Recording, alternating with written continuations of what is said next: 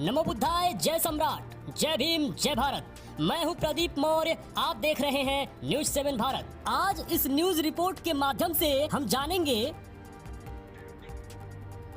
कि पूर्व में प्राचीन काल से अगर मथुरा बौद्ध नगरी थी तो कब कैसे इसे परिवर्तित किया गया, कब इसे लूटा गया और कब इसे बदला गया। मथुरा को मुगलों से पूर्व किसने लूटा?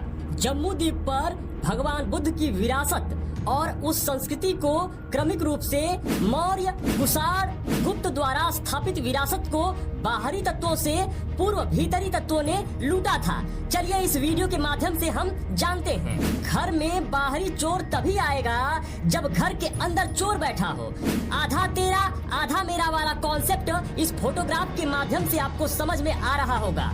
इन बौद्ध विरासत को लूटने और लुटवाने के लिए मुगलों को देश में आमंत्रित किया, बुलाया और आधा तेरा आधा मेरा कॉन्सेप्ट पर भारत की बौद्ध विरासत को क्रमशः लगातार लूटते रहे। सबूत क्या कहते हैं वो भी जान लीजिए। मथुरा नगर कुषाण शासक की उपराजधानी थी और कुषाण बौद्ध अनुयायी थे। मथुरा शहर का भ्रमण करने चीनी यात्री फाहियान और वेनसांग आए थे। उनके यात्रा वर्णन अनुसार मथुरा नगर में सिर्फ बौद्ध स्थल की चर्चा है। उनके लिखे यात्रा वृतांत में सिर्फ और सिर्फ बौद्ध विहारों का और उस बौद्ध नगर का चर्चा है। पुनः 16वीं शताब्दी में यूरोपीय यात्री टेवेनियर भी मथुरा आए थे। उन्होंने लिखा है कि यहाँ अष्टकोणीय मंदिर था। अब अष्टकोणीय मंदिर तो आप समझ गए होंगे। अष्टकोणीय मंदिर बौद्ध विरासत होती है। जैसे अष्टकोणीय स्तंभ वही अष्टकोणीय स्तंभ जिसे बदलकर अब शिवलिंग बना दिया गया, जिसका डेडिकेटेड वीडियो मैं बनाया हुआ हूँ। थंबनेल स्क्रीन पर लगा दिया गया है। इस वीडियो को देखने के बाद अष्टकोणीय स्तंभ क्या होता है और कैसे कब इस अष्टकोणीय स्तंभ को बदलकर शिवलिंग बना दिया गया, तो ये थंबनेल वाला वीडियो आप जरूर देखें। वर्तमान मथुरा जन्मभूमि मंदिर को मैं भी देखने गया था। मंदिर के अंदर कैमरा ले जाने की पाबंदी है। आखिर क्यों? सुरक्षा कारण है तो चेक करके जाने दो, क्योंकि मंदिर के अंदर का फोटो भक्त खींच लेंगे तो कौन सा पहाड़ टूट जाएगा। असल में पहाड़ टूटेगा क्योंकि वह बौद्ध विरासत सबके सामने जाएगी और इनका पोल खुल जाएगा। मंदिर की मुख्य मूर्ति काले रंग की पत्थर की बनी है, जिसे श्रृंगार की वजह से पहचान पाना कठिन है, परंतु उसके सामने ठीक नीचे दाहिने हाथ को 1.5 फुट बड़ी कुछ बोधिसत्व की मूर्ति लगी है, जिसे कोई भी व्यक्ति देखकर पहचान सकता है कि यह बोधिसत्व की मूर्ति है।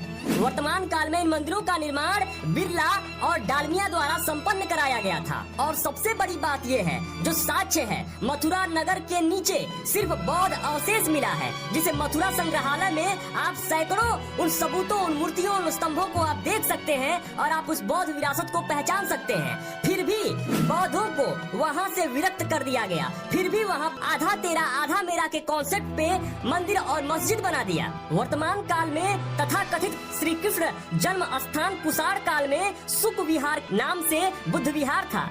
इसके प्रमाण स्वरूप प्रथम शताब्दी ईस्वी की बुद्ध की बैठी हुई प्रतिमा प्राप्त हुई है, जिस पर सुक बुद्ध विहार नाम अंकित है, जो राजकीय संग्रहालय में आप जाकर देख सकते हैं। सबूत, साक्ष्य की गवाही। फिर भी मथुरा को काल्पनिक कृष्ण की नगरी बताने में लगे हुए हैं, लोगों को भ्रमित करने में लगे हुए हैं। अब इस चित्र को क्या कहेंगे आप?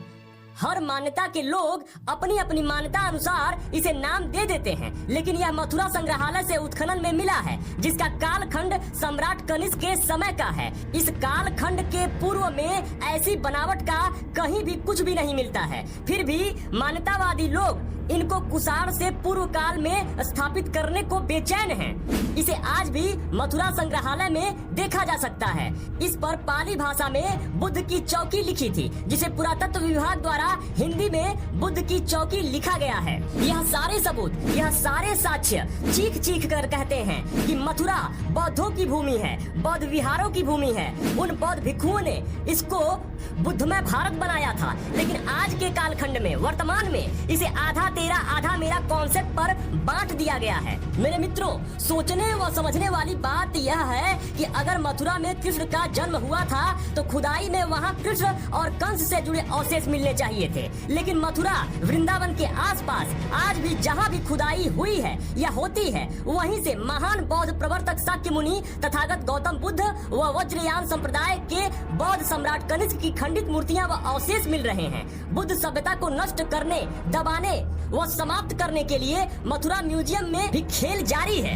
न अयोध्या में राम मिले, न मथुरा में कृष्ण मिले, सिर्फ झूठी कहानी किताबों में ही मिली है। इन सारे प्रमाणों को देखने के बाद भी अगर आप भ्रमित हैं और आप इनके जाल में फंसे हैं, तो आप यकीन मानिए आप इंसान नहीं, आप गधों से भी बदतर जिंदगी जी रहे हैं। जबकि आपके सामने सब कुछ प्रदर्शित है, क्लियर है, साफ है और सबूतों के साथ क्लियर है। फिर भी अगर आप इनके जाल में फंसे हुए हैं तो यकीन मानिए कि आप गधे से भी बदतर जिंदगी जी रहे हैं। मेरे मित्रों, अपने कर्तव्यों का निर्वहन करिए और जितना अधिक से अधिक हो सके